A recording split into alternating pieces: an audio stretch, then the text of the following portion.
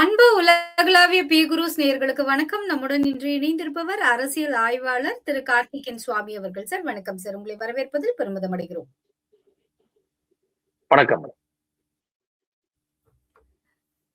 Sir. இன்று TR. Balu அவர்கள் அண்ணாமலை அவர்கள் மீது கொடுத்த புகாரை வாபஸ் வாங்கியிருக்காரு.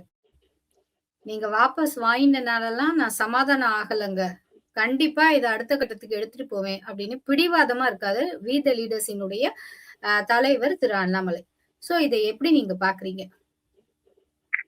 இதுக்குள்ள இதற்கு உள்ளாக நடக்கும் இன்சைட்ஸ் என்ன சார்? இல்ல, அதாவது டி.ஆர். பாலு அவர்கள் இந்த மான நஷ்ட வழக்கு அப்படின்னு சொல்லி அவர் சொல்ற அந்த ஒரு இடத்துல முதல்ல ஒரு டிஎம்கே ஃபைல்ஸ் அண்ணாமலை வெளியிட்டார். நிறைய எல்லா மினிஸ்டரை பத்தி வெளியிட்டார் அவரு. அப்போ இவங்க எங்களுக்கு உங்களால ஒரு பெரிய இழுக்கு ஆயிடுச்சு, அதனால நீங்க எங்களுக்கு இப்படி பண்ணோம் அப்படி பண்ணோன்னு ஆர்எஸ் பாரதி பேசினாரு. இவரு கேஸே போட்டாரு.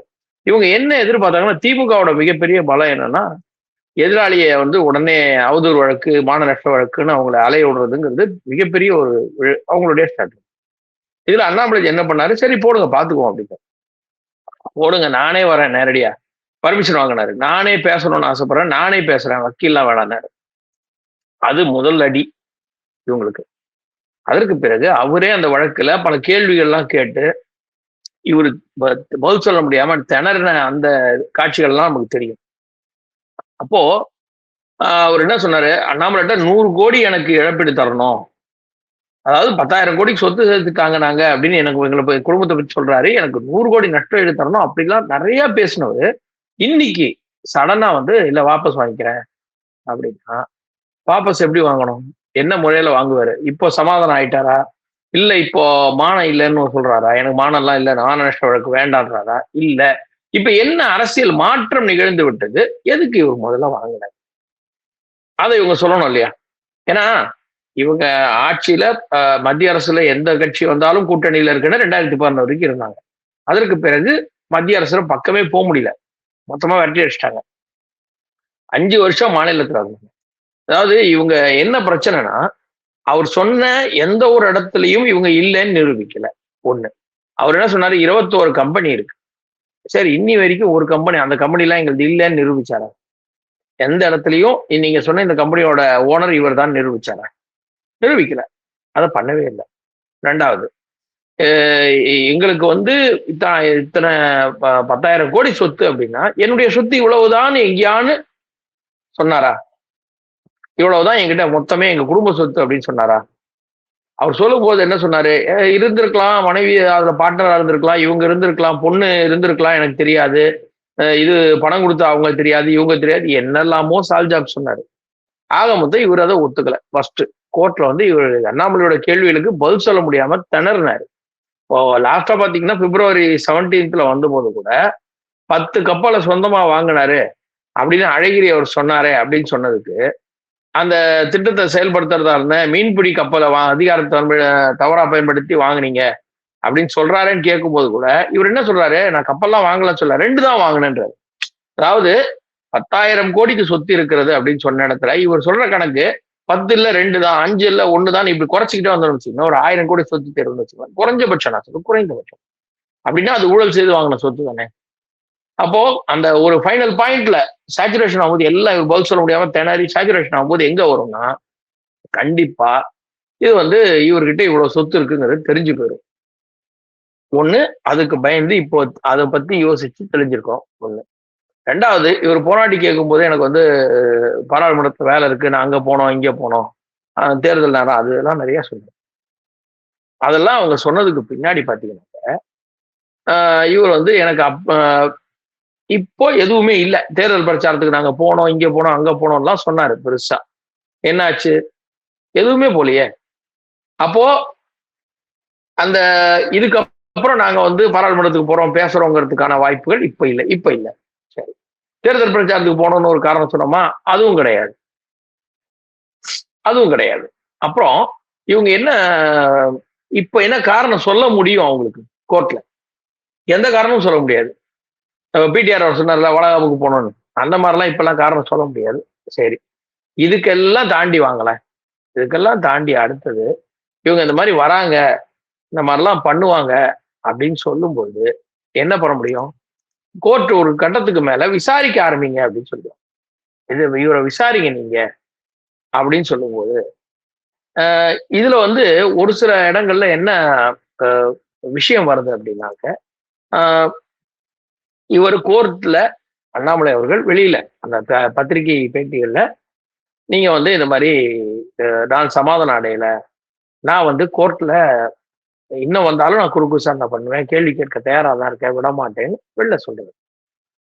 அதை ஒரு சில திமுகவினர் எப்படி சொல்றாங்கன்னா, அவர் கோர்ட்ல உள்ள ஜட்ஜுக்கிட்டயே கேட்டிருந்தாக்க, இல்ல சார் நாங்க சமாதானமாக விரும்பல, நானே இந்த வழக்கை நடத்தணும் அப்படின்னு ஆசைப்பட்டா ஜட்ஜு வந்து உடனே நடத்த விட்டுருப்பாரு. இவர் உள்ளுக்குள்ள ஒண்ணு சொல்றாரு, வெளியில ஒண்ணு சொல்றாரு, சமாதானம் ஆயிட்டாரு, வெளியில வந்து போய் சொல்றாரு அப்படின்னு ஒரு சில ஊடகங்கள் செய்திகள்லாம் வருது. நமக்கு ஏன்னா சட்டம்லாம் நமக்கு அந்த அளவு சட்டத்துறை பற்றி டீட்டெயில் தெரியாதனால 2-3 பேர்ட்ட கேட்டோம். அப்போ அந்த வல்லுநர்கள் என்ன சொன்னாங்கன்னா, அந்த வழக்கின் தன்மையை பொறுத்துதான். நீங்க ஒரு 4-5 கட்ட ஹியரிங் முடிஞ்சிருச்சு, ஃபைனல் ஸ்டேஜ்ல இருக்கு அப்படின்னா வாபஸ்லாம் வாங்க முடியாது ஒண்ணு.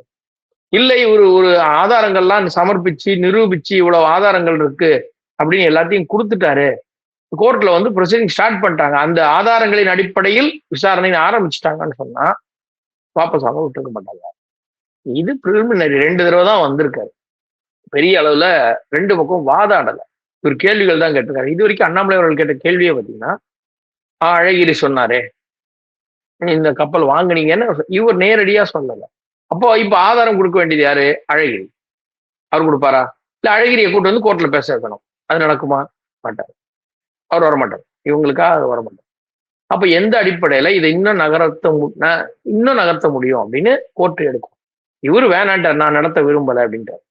அப்போ எந்த அளவுல இவங்க வந்து நடத்த முடியும்? அதனால கோர்ட் வந்து நீங்க ஓகே அவரே வாபஸ் வாங்குறேன்ட்டார், உங்க மேல போட்ட கேஸ போட்டவர் அவர் தான் டிஆர் பாலு, அவரே வாபஸ் வாங்குறேன்ட்டாரு, ஓகே நீங்க வேணா அடுத்து இவர் தனியா போடலாம், என் மேல கேஸ் போட்டு எனக்கு மான நஷ்டம் உண்டாக்கிட்டாரு அப்படின்னு இப்ப திரு அண்ணாமலை அவர்கள் கேஸ் போடலாம்.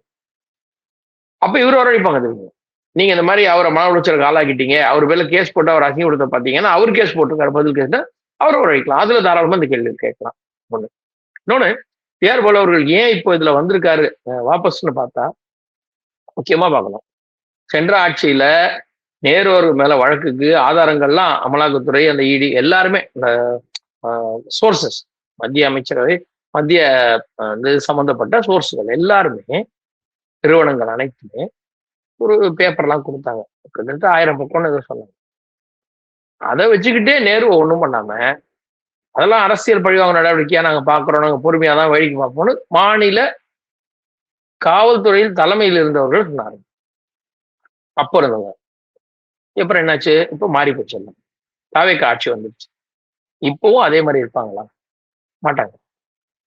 கோர்ட் வந்து இல்ல திரும்பி அதே இடி ஐடி அவங்க எல்லாம் சம்மன் அனுப்புறாங்க மறுபடியும், இல்ல நேருவோட வழக்கை ஞாபகப்படுத்துறாங்க, என்ன சார் இந்த மாதிரி பெண்டிங்ல இருக்கே அப்படின்னா, இது தாவேக்காவுக்கு கிடைச்ச இந்த கண்ணா லட்டு தின்னு ஆசையா மாதிரி லட்டு மாதிரியான விஷயம். உடனே நாங்க அவங்க ஏற்கனவே நீங்க நல்லா புரிஞ்சுக்கணும், தாவேக்கா ஆட்சிக்கு வந்த பின்னாடி இப்போ சமீபமா செய்திகளை வந்தது நம்ம பார்த்தோம், சிபிஐ வந்து விசாரிக்கிறதுக்கு இருந்த தடையை நீக்கிட்டாங்க. திமுக ஆட்சியில பயந்து போய் சிபிஐ எல்லாம் உள்ள வந்து விசாரிக்க கூடாது, எங்க பர்மிஷன் இல்லாம நிறுத்தி வச்சுட்டாங்க. ஆனா தாவேக்கா அதை ஓப்பன் பண்ணிட்டாங்க. So any time they can come and search, they can come and enquiry, anything they can do அப்படின்னா பயம் வந்துச்சு. கோர்ட்ல ஒருவேளை இது பெருசாயிடுச்சுன்னா, ஏன்னா நேருவே எப்போன்னு காத்துட்டு இருக்காரு, அதே மாதிரி நமக்கும் அந்த அளவுக்கு விசாரணை கடைசி லெவல்ல போய் நம்மளை மாட்டி விட்டாங்கன்னா, சரி கோர்ட் வந்து நீங்க விசாரிங்க லஞ்ச ஒழிப்புத்துறைன்னு சொல்லிட்டாங்கன்னா என்ன ஆகும்? அதனால வேண்டாம், நம்மளா வாயை கொடுத்து நம்மளா புண்ணாக்கிக்க வேண்டாம், பேசாம இருப்போம்னு சொல்லி ரொம்ப அழகா ஒதுக்கிட்டாரு. இதே அவங்க ஆட்சியா இருந்திருந்தா, திமுக ஆட்சி நீடித்திருந்தால் அவர் இந்த கேஸ் நடத்திருப்பார். ஸோ இப்ப நடத்தல, அவ்வளவுதான் பிரச்சனை. ஏன்னா அவருக்கு பயம் வந்துருச்சு, அதனால அவர் நடத்தல, வேற ஒண்ணும் கிடையாது. அந்த என்ன சொல்றது, ஆட்சி இல்லாத காரணத்தினால் அவருக்கு பயம். விசாரணை தாவேக்காவின் கரங்கள் வந்து உடனடியா சொல்லுவாங்க, திமுக தட்டி தூக்குங்கன்ட்டாங்கன்னா இவரு மாட்டுவாரு. அந்த பயத்துல அழகா வாபஸ் ஆகிட்டு வரேன்னு ஓடி வந்துட்டாரு, பயந்து திரும்பி வந்துட்டாரு. இன்னும் சொல்லப்போனால் திரு ஸ்டாலின் அவர்கள் வார்த்தையில் சொல்வதாக இருந்தால், தெம்பு இருந்தா, திராணி இருந்தா, தில் இருந்தா, பக்கு இருந்தா நடத்திருக்கணும். அதை நடத்த முடியாம வந்துட்டார். சார் நீங்க இப்படி சொல்றீங்க. தெம்பு, திராணி, தில்லு, அப்புறம் வக்கு அப்படின்னு சொன்னீங்க. ஆனா இதுல இன்னொரு விஷயம் ஒன்று பார்க்கப்படுது. மற்றொரு ஊடகம் வந்து இன்றைக்கு செய்தி வெளியிட்டிருக்காங்க. 2 தரப்பினருக்கும் உடன்படிக்கை ஏற்பட்டதன் சுமூகமான உடன்படிக்கை ஏற்பட்டதன் காரணமாக இந்த வழக்கு வந்து விசாரணை வந்து முடிவு பெற்றது. இந்த வழக்கு வாபஸ் பெறப்பட்டது போடப்பட்டவர்களால் அப்படின்னு சொல்லியிருக்காங்க. சோ இதுல இருந்து நம்ம என்ன புரிஞ்சுக்க முடியுது? இல்ல சரி, வார்த்தைகள், நீதிமன்றத்தின் வார்த்தைகள் ஒரு இதுல வரும். நான் ஒரு சொல்றேன், உதாரணமா சொல்றேன். இப்போ நம்ம ஒரு கேஸ் போடுறோம் ஒருத்தர் மேல அப்படின்னா, அதுல வந்து நிறைய இந்த வார்த்தை விளையாட்டுகள் இருக்கும். வார்த்தை விளையாட்டுகள் இருக்கும். சரிங்களா? சின்ன சின்ன வார்த்தைகள். இஃப், சோ, இந்த மாதிரிலாம் சின்ன சின்ன வார்த்தைகள். அது அது வந்து பொருள் வந்து அப்படியே மாறும். அப்படியே மாறும். சரிங்களா? அப்போ நமக்கு அது தெரியாது. சட்டம் படித்தவர்களுக்கு தான் அது தெரியும். அந்த வார்த்தைகளுக்கு எப்படி யூஸ் பண்றாங்க, என்ன சொல்றாங்க, பொருள் எந்த இடத்துல அது என்ன பொருளுக்கு சொல்றாங்கிறது அவருக்கு தெரியும். ஸோ அந்த கம்ப்ளீட் டிராஃப்ட் வந்தே நம்ம படிச்சாலும் நம்ம அதை புரிஞ்சுக்கிறதுக்கு நமக்கு சட்டத்தின் அந்த அறிவு நமக்கு இருக்க வேண்டும். அப்போதான் தெரியும். இது நம்ம செய்திகளை எல்லாம் படிக்கிறோம், ஊடகங்கள்ல வரக்கூடிய அந்த காணொலிகள்ல வரக்கூடிய அவங்க சொல்றதை வச்சுதான் நம்ம சொல்றோம். ஒண்ணு, நீங்க சொன்ன ஊடகத்தை நான் சொல்றேன். போன வாரம் வந்து அப்பாவை காணும்னு ஒரு பிள்ளை அழுகுதுன்னு சொல்லிட்டு முதலமைச்சர் உள்ளுக்குள்ள பேசின உடனே இவங்க மத்த விஷயத்தெல்லாம் பேசுறேன்னு பேசிட்டு வெளியில வந்துட்டு சட்டமன்றத்துக்கு வெளியில உதயநிதி என்ன சொன்னாரு, நாங்க வந்து வந்தே மாதரம் பாடலுக்கு எதிர்ப்பு தெரிவிச்சு வெளில வந்துட்டோம். அதுக்கு வெளியே வந்தாரு. அவர் முதல்வர் குட்டி கதை சொல்ற வரைக்கும் உட்காந்து வேடிக்கை பார்த்துட்டு இருந்தாருல, குட்டி தூக்கம் போட்டு பார்த்துட்டு இருந்தாருல, அதுக்கு வெளியே வந்தாரு. சோ இந்த ஊடகங்கள் என்ன சொல்லுவாங்க, அவர் வந்தே மாதரம் அந்த தமிழுக்காக வெளில வந்தாரு, தமிழ்த்தாய் வாழ்த்து பாடலுக்காக கேட்டு வெளில வந்தாருன்னு போட்டவங்க தான் இந்த ஊடகங்கள். நமக்கு தெரியாதா? கலாம் என்றால் கலகம் என்று கலைஞர் சொன்னதை போட்டு மறுநாள் அவர் சொன்ன மறுப்பையும் போட்டு அப்படி சொல்லல அவரு போட்டவங்க தானே இவங்க. இந்த ஊடகங்கள் ஒரு வார்த்தையை எப்படி வேண்டுமானாலும் எடுத்துக்கொள்ளலாம், கவலை இல்லை. அதனால அதை வந்து நம்ம பார்க்கறது இல்லை. நமக்கு செய்திகளை பார்க்கிறோம், நம்ம தன்மையை புரிஞ்சுக்கிறோம். நான் தான் உங்கள்கிட்ட சொன்னேன், சட்ட வல்லுநரா இருக்கவங்கள்ட்ட 2-3 பேர்கிட்ட பேசும்பொழுது, சும்மா விசாரிக்கலாம் இல்ல, பேசும்பொழுது அவங்க சொன்னாங்க, இது வந்து 2 பக்கமும் எப்படி சொல்லுவாங்க சார், அவர் வந்து வாபஸ் ஆகுறாரு, ரைட்டா? இப்போ நீங்க வந்து ஏற்கனவே கொடுத்த ஆதாரங்கள்லாம் மற்றவங்க சொன்னாங்க, இவங்க சொன்னாங்கன்னா இருக்கு. நீங்க எதுவும் கையில ஆதாரம் இப்ப சப்மிட் பண்றீங்களா? இல்ல, அவர் இந்த நேரத்துல வாபஸ் வாங்குறாரு. சோ நீங்க வேணும்னா தனியா கேஸ் போடுங்க, பண்றீங்களா? சரி சார், ஓகே அப்படின்னா ஓகே ஓகே தானே, பண்ணிடலாமா? சரி சார், அவ்வளவுதான். அப்ப இந்த வார்த்தையை வச்சுக்கிட்டு நீங்க என்ன வேணா விளையாடலாம் இல்லையா? அவர் சரண்டர் ஆகி விட்டார், பணம் வாங்கி விட்டார், விளையாடுது, எவ்வளவு வேணா நீங்க பேச முடியும். ஆனா நீதி, அந்த சட்டத்துறை என்ன சொல்லுது, அதை வச்சு என்ன பேசுறாங்கிறத நம்ம பார்க்கணும். இப்போ ஒருத்தர் மேல ஈஸியா சொல்லிடலாம், அவர் பணம் வாங்கிட்டு வாபஸ் வாங்கிட்டாருன்னு. நல்லா யோசிச்சு பாருங்க, இவங்க ஆட்சியில இருக்கும்போது இவங்க பணம் கொடுத்து அவர் வாங்குறவரா இருந்தா, இவங்க ஆட்சியில இருக்கும்போது எத்தனை கோடிகள் அவர் கேட்டிருந்தாலும், அவர் தலைவரா இருக்கிற காலத்துல எத்தனை கோடி கேட்டிருந்தாலும் கொடுத்திருப்பாங்க. அவர் கேட்கல, இவங்களும் கொடுக்கல. ஏன்னா இன்னி வரைக்கும் இன்னைக்குதான் கேஸ் வாபஸ் வாங்கியிருக்காங்க. அப்போ பணம் இங்கே இல்லை. அண்ணாமலை அவர்களுடைய அந்த வாதம் இருந்தது, பதில் சொல்ல முடியாம திணறினாரு, இப்ப வந்து வாபஸ் ஆகிட்டார், இவ்வளவுதான். இதுல அண்ணாமலை உள்ள சமாதானம் ஆயிட்டார். நானும் அதான் சொன்னேன், வெளியில வந்து சொன்னாங்க. அப்போ 2-3 பேர் திமுகவினர் உடனே சோசியல் மீடியால போட்டது இப்ப நீங்க சொன்னதுதான் போட்டாங்க. உள்ளுக்குள்ள சமாதானம் ஆயிட்டாரு, சரண்டர் ஆயிட்டாரு, வெளியில வந்து இப்படி பேசுறாருன்னு உடனடியா அந்த தீர்ப்பு வருது. இப்ப நீங்க சொல்லக்கூடிய அந்த பொருள், அந்த செய்தி நிறுவனம் அந்த செய்திகள்ல வந்த பொருளை அந்த வாபஸ் வாங்குறாரு செய்தி வந்து அடுத்த ஒரு அரை மணி நேரத்துக்குள்ள திமுகவோட ஊடகங்கள் மொத்தமா போடுறாங்க. அந்த டெம்ப்ளேட் சொல்லுவோம் இல்லையா, அப்படியே போடுறாங்க. டூல் கிட் ஒரே மாதிரி போடுறாங்க. உள்ள இவர் நினைத்திருந்தால் வழக்கை நடத்திருக்கலாம், இவர் பயந்து போய் வந்து விட்டார், சமாதானமாகி உள்ளே சமாதானம் என்று சொல்லி வெளியே வந்து இல்லை என்கிறார். இந்த வார்த்தையை நான் வந்து சோசியல் மீடியால கிட்டத்தட்ட நான் பெரிய நட்பு வட்டாரம்லாம் எனக்கு கிடையாது, ரொம்ப சின்ன வட்டம் தான். அதுல இந்த எதிர்கட்சி வட்டம்லாம் பார்க்கும்போது நான் பார்த்தே ஒரு 50 பேர் ஒரே இதை திருப்பி போட்டாங்க, காப்பி பேஸ்ட். அப்போ இது வந்து இவங்க மக்களை குழப்பறதுக்காக கொடுக்குற செய்தி தான். நமக்கே நல்லா தெரியும் இவங்க எப்படி திமுகவினர் செய்திகளை மாத்தி போடுவாங்க, நமக்கு நல்லா தெரியும். இவங்க இருந்த வரைக்கும் சட்டமன்றத்துல வந்து ஒரு கல் ஒரு கண்ணு ஒரு கண்ணாடி என்று சரித்திரம் படைத்தவனாங்க. ஒரு கல் ஒரு கண்ணாடி என்ன சரித்திரம் தெரியல. சட்டசபையில பேசினாங்க. அதை ஒரு நாளாவது செய்தியா போட்டிருக்காங்களா? இவரெல்லாம் உள்ள பாராட்டினாங்க, டிராமா பண்ணாங்க, ரீல்ஸ் பண்ணாங்க. ஆனா இன்னைக்கு அதே ஊடகங்கள்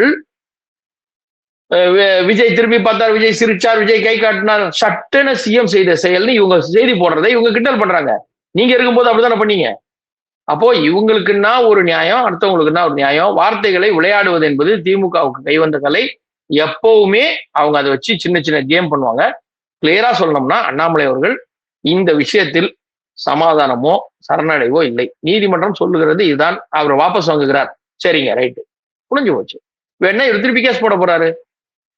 இவருக்கு வேண்டும் என்றால் கேஸ் போடுவார். இல்லையா அரசியலாக்கி பார்க்க வேண்டும் என்று நினைத்து விட்டால் அண்ணாமலை அரசியல் செய்து பார்ப்பார். அது அவருடைய கையில். சார், தொடர்ந்து வீத லீடர்ஸின் அமைப்பின் தலைவராக அண்ணாமலை இன்று டைம்ஸ் ஆஃப் இந்தியாவுக்கு கொடுத்த பேட்டியில நிறைய விஷயங்களை சொல்லியிருக்காரு. குறிப்பா டே 1ல இருந்து அவர் சொல்ல வர விஷயம் என்னன்னா, தேசிய கட்சிகள் தமிழகத்தின் குரலை கேட்பது கிடையாது அப்படிங்கிற ஒரு விஷயத்த ரொம்ப அழுத்தம் திருத்தமா சொல்றாரு. அதை இங்கேயும் சொல்லியிருக்காரு.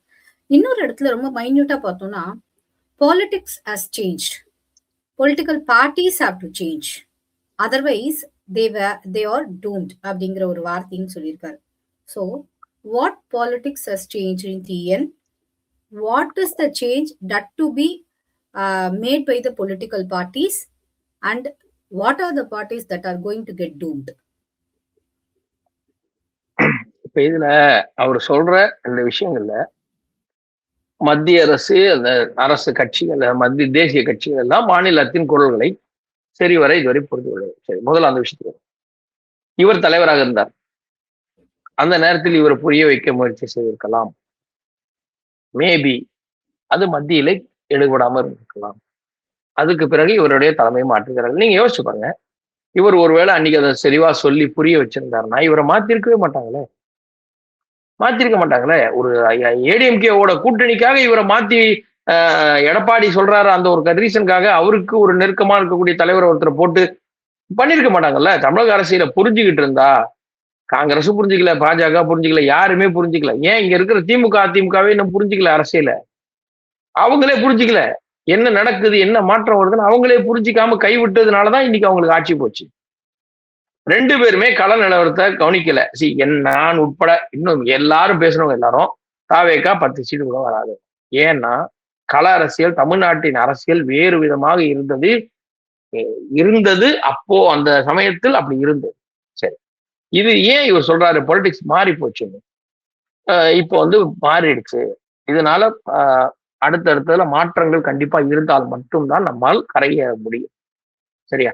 இப்போ இவர் என்ன சொல்றாரு, மாற்றம் எப்படி வந்தது? தாவேகா ஒரு கட்சி எப்படி வந்தது? நீங்க அந்த அந்த அவங்களுடைய ஸ்ட்ராட்டஜி, அந்த பிளானிங் எப்படி பண்ணாங்க? ரொம்ப தெளிவா நீங்க யோசிச்சு பாருங்க. எலெக்ஷன் அன்னைக்கு வரைக்கும் பிரவுன் பேண்ட் வெள்ளை சட்டையில சுத்திக்கிட்டு இருந்த இளைஞர்கள் ஒட்டு மொத்தமாக நீங்க யோசிச்சீங்க, ஒரு 1 கோடி பேர். எனக்கு தெரிஞ்சு கணக்கெல்லாம் கூட சொன்னாங்க நிறைய பேர்.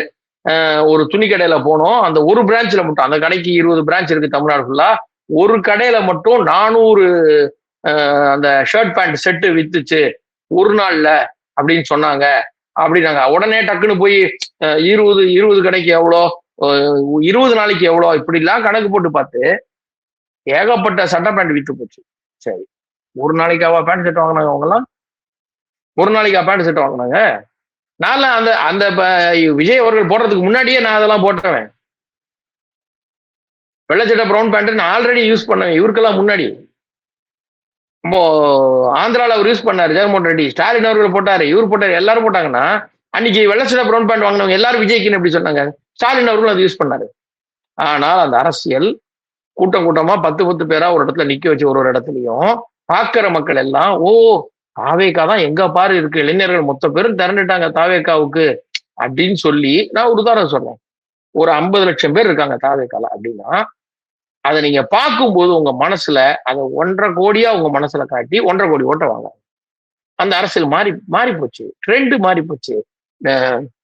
எல்லாமே உங்களுடைய அந்த இன்ஸ்டா ரீல்ஸ், ஃபேஸ்புக் வரைக்கும் உள்ள பூந்து எடுத்து உங்களுக்கு என்ன விதமா சொன்னா புரியுன்ற அளவுல போட்டு மாத்தி உங்களை மாற்றி ஓட்டு போட வைக்கிற திறமை அலாகிருதம்லாம் பேஸ் பண்ணி வந்துருச்சு.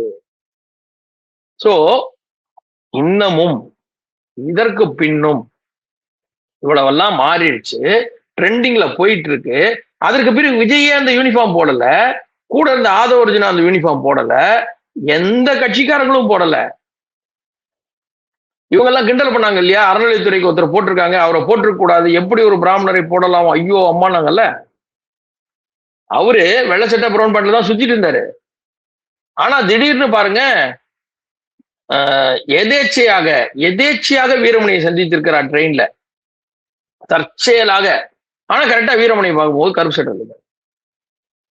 அது எப்படி தற்செயலா ஒருத்தரை பார்க்கும் போது கருப்பு சட்டையை கையிலேயே வச்சு மாட்டினாரா, இல்ல கருப்பு சட்டையோட வந்தாரா, அதெல்லாம் தெரியாது. அவரு அந்த பிரவுன் பேண்ட் வெள்ளை சட்டை இல்லை, ஆதவர்ஜுனா இல்ல, புஷி ஆனந்த் இல்ல, ஏன் யாருமே இல்ல? அன்னைக்கு ஒரு நாள் டிராமாக்கு தான் பண்ணாங்களா? அந்த எலெக்ஷன் வரைக்கும் உள்ள டிராமாக்கு அந்த அந்த காஸ்டியூம் யூஸ் பண்ணாங்க. அப்ப அந்த ட்ரெண்ட் அரசியல புரிஞ்சுக்கணும், நம்மளும் அதுல இறங்கணும் அப்படிங்கிறத இவரு சொல்றாரு. ரைட்டு. எந்த அரசியல் வேணாங்கிறாரு? அவர் எந்த அரசியல் வேணான்னு சொல்றாரு? இன்னமும் பழைய அரசியல் பண்ணாதீங்க அப்படின்னா, நீங்க இப்படின்னீங்க, அவர் பாபு இப்படின்ட்டாரு. சோ நீங்க இந்த ஆக்ஷனு, இந்த எதுக மூணு அரசியல் எல்லாம் பண்ணாதீங்க. விஜய் எதுவுமே பேசுறது இல்லை, ஆனா ஜெயிச்சிட்டாரு. 4 எலெக்ஷன் கூட தான் பேசினாரு, ஜெயிச்சிட்டாரு. நீங்க தெருவா போய் பேசுனீங்க, ஜெயிக்க முடியாம போயிடுச்சு. சோ அப்ப என்ன சொல்றாங்கன்னா, நீங்க இன்னமும் அந்த பழைய பாலிடிக்ஸ பண்ணாதீங்க. எதுக மூடல பேசுறேன், நான் எங்க தாத்தா மாதிரி பேசுவேன், எங்க பெரியப்பா மாதிரி பேசுவேன், சித்தப்பா மாதிரி பேசுவேன், இந்த டைலாக் எல்லாம் வேண்டாம் அப்படின்றாங்க. இதுல ஒரு ஆபத்தான ஒரு விஷயம் இருக்கு. சில இளைஞர்கள், தாவேக இளைஞர்கள் தான், அவங்க ஒரு காணொளி பார்த்தேன். அவங்க என்ன சொல்றாங்கன்னா, நீங்க 70 வருஷ கட்சின்றீங்க, நாங்க இவ்வளவு செஞ்சோம் அவ்வளவு செஞ்சோன்றீங்க, அவங்க அந்த ஹிஸ்டரி எல்லாம் எங்களுக்கு வேணாம் சார் அப்படின்றாங்க. வரலாற்றை மறந்து போங்கள், அழியுங்கள், எங்களுக்கு உங்க எந்த ஹிஸ்டரி எங்களுக்கு தேவையில்லை அப்படின்னாங்க. உடனே கேட்டாங்க, அப்படின்னா எதுக்கு காமராஜர், ஈவே ராமசாமி, அஞ்சலி அம்மாள், வேலு நாச்சியார் போட்டோ வச்சிருக்கீங்க? அப்ப அதெல்லாம் வரலாறு தானே. வேலு நாச்சியார் யாரு, எத்தனை வருஷம் முன்னாடி சண்டை போட்டவங்க, அந்த வரலாறு அப்ப வேண்டாம்னா எதுக்கு வச்சிருக்கீங்கன்னு கேட்டாங்க. சைலண்ட் ஆயிட்டாங்க, பதில் சொல்ல முடியல. ஆனால் அந்த இளைஞர்கள் தாவேக்காவுக்கு ஓட்டு போடுவார்கள், போட்டார்கள், போடுவார்கள், போட்டுக் கொண்டிருப்பார்கள். சோ அந்த ட்ரெண்டுக்கு வாங்க, மாறுங்க. என்ன சொன்னாலும் பண்ணக்கூடிய ஒரு இளைய தலைமுறையை அரசியல் படுத்தி கொண்டு வாங்க அப்படின்னு சொல்றாரு அண்ணாமலை. இன்னமும் ஒருத்தர் கட்சி விட்டு போயிட்டாருன்ற உடனே அவரை தூர்வாரி ஒரு 4 பேர் பேட்டி கொடுக்க, 4 தலைவர் உட்கார்ந்து பேட்டி கொடுக்கறது பண்ணாதீங்க. அதான் சொல்றாரு, பண்ணாதீங்க, வேண்டாம். அவர் துரோகி, இஸ் எ ஃபெயிலியர் அப்படிலாம் பேசிக்கிட்டு இருக்காதீங்க, களத்துக்கு வாங்க. 7 தடவை தோத்து போயிட்டு ஃபெயிலியர்னு சொல்லாதீங்க அப்படிங்கிறாங்க. நீங்க 7 தடவை தோத்து போயிட்டு ஃபெயிலியர்னு சொல்லாதீங்க. 2 தடவை தோத்து போனவரை 10 தடவையா 2 தடவை ஜெயிச்ச ஒரு ஒருத்தரை, 8 தடவையா தோத்து போன ஒரு ஒருத்தரை தனக்கு அடுத்த ஒரு அரசியலுக்கு ஆட்களையே தேர்ந்தெடுக்க முடியாத ஒருத்தரை வச்சுக்கிட்டு நீங்க இன்னமும் ஃபெயிலியர்னு அடுத்தவங்களை பேசாதீங்க. ஏதாவது வேணும்னா பேசிட்டு அது அவர் சொந்த கருத்து அப்படின்னு சொல்லாதீங்க. திமுக கருப்பு ட்ரெஸ்ல வருவாங்க சட்டமன்றத்துக்கு தெரிஞ்சு கரெக்டா கருப்பு ட்ரெஸ்ல கூட நின்றுட்டு எனக்கு தெரியாது எதேச்சியா நான் வந்தேனே அப்படின்னு பண்ணக்கூடிய அந்த மாட்டிக்கக்கூடிய அந்த அரசியலை பண்ணாதீங்க. தெளிவா பண்ணுங்க அரசியலை. வேட்பாளர் அறிவிப்பு மத்திய தலைமை தான் அறிவிக்கணும். ஆனா இன்னைக்கு சொல்றேன், நான் தான் இந்த இடத்துக்கு வேட்பாளர்னு பண்ணக்கூடிய கேவலமான அரசியலை பண்ணாதீங்க, தெளிவான அரசியலை பண்ணுங்க அப்படின்னு சொல்றாரு. சோ மாற்றங்களை ஏற்றுக்கொண்டு நம்ம அந்த மாற்றத்தை கொண்டு வந்தால்தான் நம்மளால ஜெயிக்க முடியும். இல்லைன்னா ஜெயிக்க முடியாது. மக்கள்கிட்ட நீங்க தோத்து போயிட்டு இருக்கீங்க, அகைன் எடப்பாடி அவர்கிட்ட எல்லாரும் வெளியே போறாங்க. ஏன்னா அவர் மாத்திக்கவே இல்லை, அவருக்கு என்ன அரசியல்னே தெரியாது. ஃபர்ஸ்ட் அவர் ஜெயலலிதா ஜெயலலிதா அவங்க இருந்த ஆட்சிக்கு அப்புறம் அவர் வந்தாரு. அவங்க விட்டுட்டு போன ஆட்சியை மீதி தொடர்ந்தாரு, ஜெயிக்க முடியல அவரால். நிறைய தோல்வி, பயங்கரமா தோல்வி. கட்சியே இப்ப கை விட்டு போயிட்டு இருக்கு, ஒருத்தரா வெளியே போயிட்டு இருக்காங்க. அவரு மாத்திக்குங்கன்னா அவர் என்ன கேட்பாரு, எதங்க மாத்தணும், ஏன்னா எனக்கு நீ எதுவுமே கொள்கையே இல்லை, எதை நாங்க மாத்தணும்னு கேட்பாரு. ஆனால் அதிமுகவின் தேவை இங்க அவசியம், திமுகவை விட அதிமுகவின் தேவை அவசியம். அதை அவர் புரிஞ்சுக்கல. திமுக கூட ஒழிட்டோம், ஆனா அதிமுக இருக்கணும், இங்கே தேவை இருக்கிறது, அதிமுகவின் தேவை ஒரு சமத்துவ கட்சியாக அதன் தேவை இருக்கிறது. அதை அவர் புரிஞ்சுட்டாருன்னா கட்சி நீ கைவிட்டு போயிருக்காது, எல்லாரும் கூட வந்திருப்பாங்க. அதான் அண்ணாமலை சொல்றாரு, ட்ரெண்டு புரிஞ்சு மாறுங்க. லஞ்சம் மட்டும் விலைவாசி அன்னைக்கு உள்ளதை வச்சு வாங்கி இன்னைக்கு உள்ள விலைவாசிக்கு வாங்குற மாதிரி இல்ல, எலெக்ஷனையும் நீங்க ட்ரெண்டா மாத்தி வாங்க கட்சிக்கு. நம்ம அதை அப்படிதான் எடுத்துக்கணும். முதல்ல நோக்கியா பட்டன் போன் வச்சீங்க, இப்போ அதுக்கப்புறம் சாம்சங் வாங்கினீங்க, இப்போ ஐபோன் வாங்குறீங்க, அதெல்லாம் மாறுறீங்கல்ல. அந்த ஐபோன்ல என்ன பண்ண முடியும்? உங்களால எப்படி கட்சி டெவலப் பண்ண முடியும்? இப்போ வி லீடர்ஸ்னு ஒரு குரூப் அவர் வச்சிருக்காரு, வி த லீடர்ஸ் 2020 ஆரம்பிச்சாரு. 2020 எனக்கு தெரிஞ்ச வரைக்கும் 2020 அதை ஆரம்பிச்சு சைலண்டா போயிட்டு இருந்துச்சு. ரொம்ப கம்மி, ஒரு குறிப்பிட்ட ஒரு வட்டத்தை மட்டும்தான் அதுல சேர்த்தாரு. வெளியாட்கள் யாரையுமே சேர்க்கல, குறிப்பிட்ட ஒரு வட்டத்தை மட்டும் தான் அதுல வச்சிருந்தாரு. ஏன்னா அது இன்னும் சொல்றோம்னா கர்நாடக மாநிலத்தை சேர்ந்த பலர் இருந்தாங்க நிறைய இருந்தாங்க. ஏன்னா நண்பர்கள் அதிகம், ரொம்ப க்ளோஸா என்ஜிஓ பண்ணலான்னு ஐடியால நல்லா ஆரம்பிச்சாங்க. அதற்கு பிறகு சைலண்டா இருந்துச்சு. இப்போ இந்த ட்ரெண்ட் மாறுது, தேவைங்கும் போது அதை கொண்டு தரல. அது அவர் ஒரு சர்வீஸ்க்காக என்ஜிஓ வச்சார். ஆனா இப்ப என்ன நினைச்சிட்டாரு, இந்த ட்ரெண்ட் மாறுது, இந்த ட்ரெண்டுக்கு வரணும்னா நமக்கு ஒரு தேவை, அப்ப இதை கொண்டு வருவோம் அப்படின்னு எடுக்கிறாருல. அந்த முடிவுக்கு மற்ற கட்சிகள் வர வேண்டும். இன்னமும் டிஷர்ட்ல கட்சி சிம்பலை போட்டுக்கிட்டு நான் நடந்து வந்தா எனக்கு எல்லாரும் பூ தூவாங்க, நான் தான் எங்க தாத்தா மாதிரி 3ஆம் தலைமுறை, இதெல்லாம் பேசிக்கிட்டு வராதிங்க, தயவு செய்து வராதிங்கள். யார் வீட்டுக்கானுக்கு இப்போ இதுக்கு கொலுவுக்கு போனீங்கன்னா சுண்டல் சாப்பிட்டு பேசாம வாங்க, அது அவர் சொந்த கருத்து எல்லாம் பேசாதீங்க. பொங்கல் விழா எடுத்தீர்கள் என்றால், நான் என்ன சொல்றேன், பொங்கல் விழா எடுத்தீர்கள் என்றால் பிரதமரே கலந்துக்கக்கூடிய அளவுல நடத்துவதாக இருந்தால், கட்சியில உழைச்ச ஒரு 4 பேர் கஷ்டப்பட்டுக்கிட்டு இருக்கிறவனை, கட்சிக்காக பல வருஷமா கஷ்டப்பட்டவனை கூப்பிட்டு நடத்துங்க. அதனால பொங்கலையும் மீன் குழம்பையும் வச்சு பண்ணாதீங்க. அவர் சொல்லக்கூடிய கருத்து ட்ரெண்டுக்கு வாங்க, புரிஞ்சுக்குங்க, மாற்றத்தை உணருங்கள், அவர் தெளிவா சொல்லிட்டார். அவ்வளவுதான். இது அவருடைய பாணியில். ஏன்னா அவர் ஒரு படித்தவர், அவருடைய அந்த நோக்கம், அந்த பார்வை தெளிவா சொல்றார்.